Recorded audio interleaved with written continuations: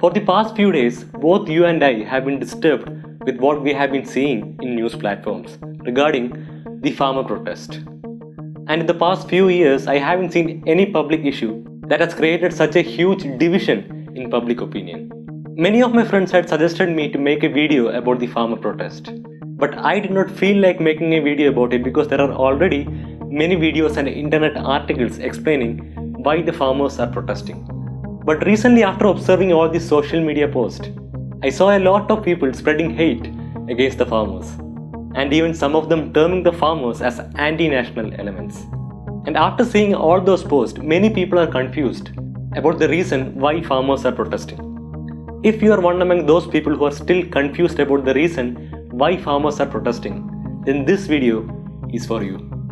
In this video, let's take each of the farm acts one by one and see both the government side of the story and also the farmers side of the story. So without further delay, let's get started. In September 2020, the Indian government passed 3 farm acts or farm laws. You can see the name of these 3 farm acts in the screen right now. The reason why Indian government passed these acts is to bring a revolution in the agriculture sector. If you search and read about any of these acts in the internet, then you will feel that these acts are beneficial to the farmers. But if they are beneficial, then why are farmers protesting? To understand that, we should differentiate between the theoretical side and the practical side. When I say theoretical side, I mean whatever that is written in government documents or in government laws. And practical side refers to what will happen in reality when these laws are implemented. Whatever that sounds good in theory may not be always good in reality. Let me give you an example. We have studied in our school textbooks that India is a secular nation where all religions coexist peacefully. But is that the truth in reality? All of us know the answer. Let me give another example. We have seen a lot of economic reforms from the government in the past years, like GST and demonetization. And all these reforms were made to boost India's economic development. And also, the government officials had said that high petrol and diesel prices will mean more economic development of the nation. But in reality, even after all these reforms, Indian economy is in its worst state. And India is facing its first technical recession according to Reserve Bank of India reports. So whatever that looks good theoretically may not be good practically. And the same applies to these farm reforms. It sounds great theoretically, but the question of whether these reforms are good practically can be answered only by those section of people who have practical experience in that field. And they are the farmers. Let's take these 3 acts one by one and analyze. Before going into the acts, you should have a good understanding about APMC and MSP. APMC refers to Agricultural Produce Market Committee. These are regulatory bodies established by the state governments in a certain area. If there is an APMC market in an area, all the farmers surrounding this area can come to this APMC market and sell their agricultural produce. Until now, farmers can sell their produce only at these APMC markets. As these markets are regulated by the state governments, the farmers can sell their produce at a reasonable price. And inside the APMC market, the farmer is not directly selling the produce to the consumers. There are middlemen inside the APMC market who buy this produce from the farmers and sell it outside APMC markets. And these middlemen should have the license to operate inside the APMC market. And these licenses are provided by the state governments. And whatever transaction that happened inside the APMC market, the state government collects a certain amount as tax.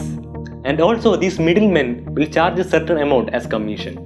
And if no middleman buys the farmer's produce, the state government will buy the farmer's produce directly from the farmer at a price known as MSP or minimum support price. The purpose of MSP is to ensure that the farmers get a minimum amount of profit, even if the market prices of these commodities decrease.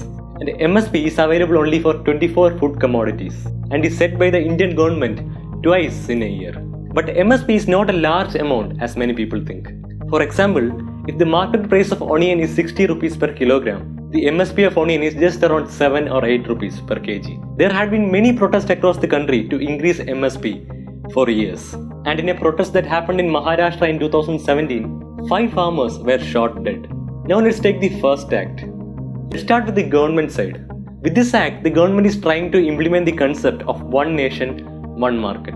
That is, the farmers can sell their produce anywhere in India. There's no restrictions. They can either sell the produce inside the APMC market, or they can sell the produce outside the APMC market. Or the farmer can even sell the produce directly to other states. Also, the farmer can sell his produce directly to corporates like Reliance. Also, with this new law, the farmers will be able to sell their produce in e-commerce platforms or online platforms. It sounds good theoretically, right? Now let's see the farmer's side of the story. Inside the APMC market, the state government will collect a tax for all the transactions. And outside the APMC market, there is no tax. And when there is a tax-free market outside the APMC market, most of the trade and transactions will go outside the APMC market. And outside the APMC market, there is no MSP. The poor and illiterate farmers will have to directly bargain with the corporates and private agencies. There is no middleman involved, and there is also no regulation from the state government. So instead of giving more freedom to the farmers, this act will give more freedom to the corporates. And farmers will have no voice as there is no regulation or control by the state governments. Now some of you might think if the farmer does not want to sell his produce outside the APMC market, he can still sell the produce inside the APMC market, right? To answer this, you should understand the other two acts also. For now, let's stick to the first act. The concept of one nation, one market also looks good theoretically. Farmers can sell their produce anywhere in the nation. But here, you should consider the fact that there are two kinds of farmers. One is the poor farmer who is struggling to meet his daily life expenses, and other is the rich corporate farmer or corporate agencies. The poor farmer is struggling to go even to the nearest APMC market. So even if the government says that he can sell his produce anywhere in the nation, there is no logic in that. Whereas the rich corporate companies and corporate farmers who has good transportation facilities will sell their produce throughout India and will rule the agriculture market. Now let's take the second act. With this act, the government is trying to implement the idea of contract farming. That is, from now onwards, farmers can directly enter into contracts with private parties or rich corporates. This also looks good theoretically. Now let's take the farmer's side. On one side of the contract, we have a poor farmer who is struggling to meet his daily life expenses and who is also illiterate. And on the other side of the contract, we have rich corporates. When these two parties enter into a contract, the poor farmers will not be having enough power to bargain with the corporates. And also, the corporates will try to make maximum profits out of the contracts and will also make the sentences and clauses in the contracts tough, which the illiterate farmers will struggle to understand. Even if a good contract is made, at the time of handing over the produce, the corporates can still say that this produce did not match the expected quality and may refuse to pay the amount mentioned in the contract.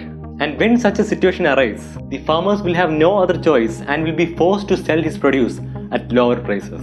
There is no legal provision guaranteeing the farmers that they will get a desired amount for their produce, as these transactions outside the APMC market is completely out of control of the state governments. And also there is no MSP outside the APMC market. And even if there was a legal provision, do you think that the poor struggling farmers will go to High Court or Supreme Court and fight a case against the rich corporates like Reliance? So there is a possibility of complete exploitation of farmers if private parties enter the agriculture sector. Now let's come to the third act, Essential Commodities Act.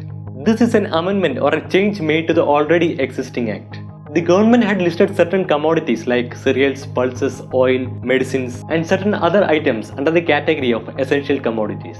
And no one can buy and store items listed in the essential commodities list in large quantities.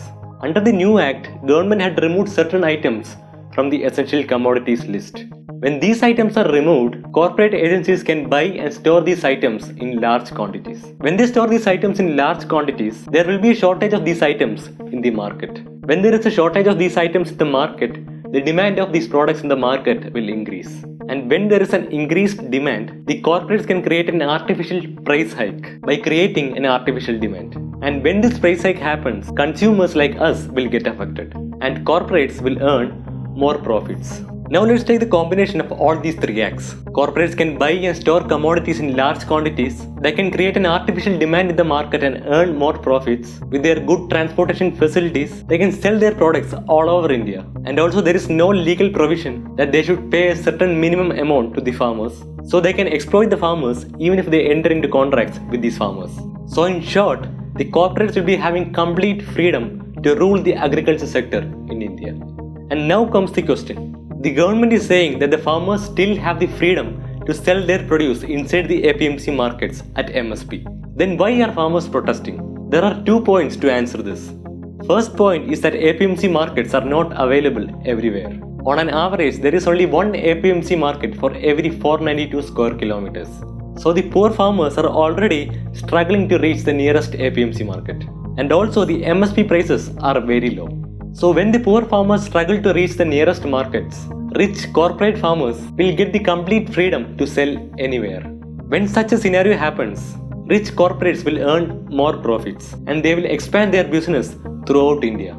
And there will be a competition between the rich corporates like Reliance and the poor struggling farmers. When such a scenario happens, consumers will obviously buy the branded Reliance products instead of buying from the farmers.